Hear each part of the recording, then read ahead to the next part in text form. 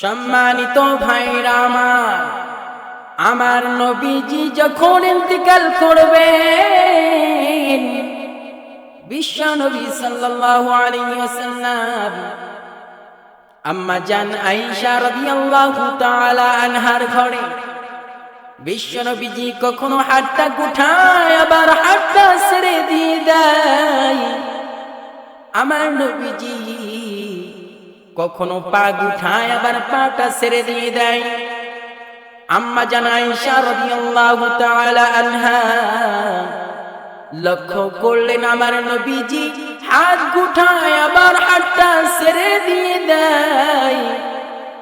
আম্মা জান আয়েশা রাদিয়াল্লাহু তাআলা আনহা এবার যখন চাদরটা উঠালেন, তাকিয়ে দেখলেন মাথা থেকে পা পর্যন্ত বিশ্ব নবীজির এমন কোন লোম নাই শরীরের, ওই লোম দিয়ে আমার নবীজির ঘাম বের হয়েছে। কিছুক্ষণ পরে নবীজি ডাক দিলেন। ডাক দেওয়ার পরে ফাতিমাকে বললেন, ও ফাতিমা, কে যেন দরজার থেকে সালাম দেয়, কে যেন দরজার থেকে অনুমতি চাই। ফাতিমা রাদিয়াল্লাহু তাআলা আনহা বললেন, বাবা কেউ তো নাই, কেউ ডাকে না, আমরা তো কারো আওয়াজ পাই নাই। ফাতিমাকে বললেন, ফাতিমা রে যাও দরজা খুলে দাও। ফাতিমা রাদিয়াল্লাহু তাআলা আনহা যখন দরজা খুললেন, সেই সময় ফাতিমা রাদিয়াল্লাহু তাআলা আনহা দেখলেন বিশাল বড় আকারের আকৃতিতে একজন লোক দাঁড়িয়ে আছে। ফাতিমা রাদিয়াল্লাহু তাআলা আনহা দেখলেন মুখটা হলো অন্যরকম, চোখগুলো লালচে লালচে। ফাতিমা দরজা বন্ধ করে দিয়ে রাসূলের কাছে এসে বললেন, ও বাবা, এরকম মানুষ আমি মক্কার জমিনেও দেখি নাই, এরকম মানুষ আমি মদিনাতেও দেখি নাই, এরকম মানুষ জীবনে কখনো আমার চোখে আর পড়ে নাই। ও বাবা, কে সে? এবার রাসূল বললেন, ফাতিমা রে, যাকে দেখেছো সে হলো জান কবজ করার জন্য এসেছে, যার নাম হলো আজরাইল। রব্বুল আলামিন বলেছিলেন, ও আজরাইল, তুমি রূপ ধারণ করো মানুষের, যাতে করে আমার নবীজি যা বলেছেন তা সত্য হয়ে যায়। ফাতিমা রাদিয়াল্লাহু তাআলা আনহা বললেন, বাবা আমি দরজা বন্ধ করে দিয়েছি, ওই দরজা আমি আর খুলব না।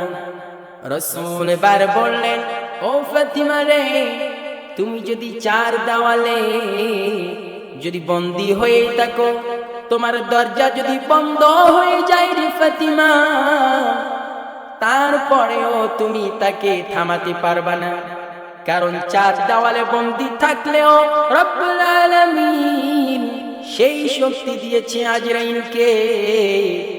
চতুর্দিকে চার দেওয়ালের পরেও ওই আজরাইল ঢুকতে পারবে, এই পারমিশন আমার মালিক এই শক্তি তাকে দিয়েছেন। ফাতিমা রাদিয়াল্লাহু তাআলা আনহা কান্দে। রাসূল সাল্লাল্লাহু আলাইহি সাল্লাম বললেন, ফাতিমা রে, কান্দো না, কান্দো না, কান্না করার প্রয়োজন নাই। রাসূল কি যেন ফাতিমার কানে কানে বললেন, ফাতিমা হেসে ফেলল। রাসূল সাল্লাল্লাহু আলাইহি সাল্লাম বলেছেন, ও ফাতিমা, মৃত্যুর পরে সর্বপ্রথম আমি নবী মুহাম্মাদের সাথে তোমার আমার দেখা হবে। ফাতিমা কান্না বন্ধ করলেন। এবার মালাকুল মউত আজরাইল যখন ঢুকে পড়লেন, পড়ার পরে রাসূলের কাছে অনুমতি চাইলেন আর বললেন, ইয়া রাসূলুল্লাহ, আপনি অনুমতি দিলেই আমি জান কবজ করব, আপনি থাকতে চান নাকি যেতে চান? রাসূল সাল্লাল্লাহু আলাইহি সাল্লাম বললেন, ও আজরাইল, তোমার সাথে আবার কোনো পরামর্শর দরকার নাই। স্বয়ং আগে জিবরাইল আমিনকে ডাকা হলো। আইনা জিবরাইল, জিবরাইল কোথায়? জিবরাইল আলাইহিস সালাম আসলেন। আসার পরে এবার বললেন, ও জিবরাইল, আমি থাকবো নাকি যাব? পরামর্শ করতে চাই। এবার সেই সময় এবার বললেন জিবরাইল আমিন, ইয়া রাসূলুল্লাহ, আপনি কি আপনার দোস্তের কাছে যেতে চান না? রাসূল বললেন চাই। বললেন, ইয়া রাসূলুল্লাহ, এই পৃথিবীতে যারাই আছে, সেই সময় জিবরাইল আমিন কুরআনুল কারীমের একটা আয়াত তেলাওয়াত করলেন, ইন্নাকা মাইয়িতুন ওয়া ইন্নাহুম মাইয়িতুন। ওগো রাসূল, এই পৃথিবীতে যারাই এসেছে তারাই মরণশীল, প্রত্যেককেই মরতে হবে। ওগো রাসূল। রাসূল সাল্লাল্লাহু আলাইহি সাল্লাম চোখের অশ্রু ঝরে কান্না শুরু করলেন। কান্না যখন শুরু করলেন, জিবরাইল আমিন বললেন, ইয়া রাসূলুল্লাহ, ইয়া হাবিবাল্লাহ, ওগো নবীজি, আপনি কেন কাঁদেন? আমি বুঝতে পেরেছি, মনে হয় আপনি আয়েশার জন্য কাঁদেন। রাসূল বললেন, না না, আমি আয়েশার জন্য কাঁদি না। এবার বললেন, ইয়া রাসূলুল্লাহ, মনে হয় আপনি ফাতিমার জন্য কাঁদেন। রাসূল বললেন, না, আমি ফাতিমার জন্য কাঁদি না। এবার বললেন, ইয়া রাসূলুল্লাহ, মনে হয় আপনি আয়েশার জন্য কাঁদেন। রাসূল বললেন, না, আমি আয়েশার জন্য কাঁদি না। এবার বললেন, ইয়া রাসূলুল্লাহ, মনে হয় আপনি আপনার কলিজার টুকরা হাসান আর হুসাইনের জন্য কাঁদেন।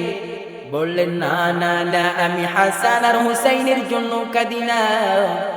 এবার রাসূল এবার ডাক দিয়া বললেন, ও জিবরাইল, আমি আয়েশার জন্য কাঁদি না, ফাতিমার জন্য কাঁদি না, আমি খাদিজার জন্য কাঁদি না, আমি কাঁদি আমার গুনাহগার উম্মতদেরকে নিয়া।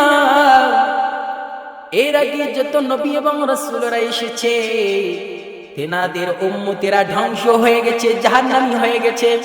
ইয়া রাসূলুল্লাহ, রাসূল তখন এই কথা জানিয়ে দিলেন। এরপরে, ওগো আল্লাহ, আপনার নবী মুহাম্মদ কাঁদে। বললেন, কেন কাঁদে? বললেন, তার গুনাহগার উম্মতদেরকে নিয়ে কাঁদে। আগে যত নবী এবং রাসূলেরা ছিল, তাদের উম্মতেরা, তেনাদের উম্মতেরা ধ্বংস হয়ে গেছে, জাহান্নামী হয়ে গেছে। না জানি মুহাম্মাদের উম্মতেরা যদি জাহান্নামী হয়ে যায়, তাহলে রাসূল কিভাবে মুখ দেখাবে? সেই সময় এবার রাসূল সাল্লাল্লাহু আলাইহি সাল্লামের কাছে জিবরাইল আমিন এসে বললেন, ইয়া রাসূলুল্লাহ, যে ব্যক্তি একবার দরুদ ও সালাম পাঠ করবে, ওই দরুদটা আপনি নবী মুহাম্মাদের কাছে পৌঁছায়া দেওয়া হবে। করার জন্য অনুমতি দিলেন। আজরাইল আলাইহিস সালাম শুধু বুকে হাতটা রেখেছেন। আজরাইল আলাইহিস সালাতু ওয়াস সালাম বুকে হাতটা রেখেছেন। রাসূল এবার ডাক দিয়া বলে, ও আজরাইল, আমার বুকের উপরে কি রেখেছো? মনে হয় পুরো উহুদ পাহাড়টা আমার বুকে পড়ে গেছে।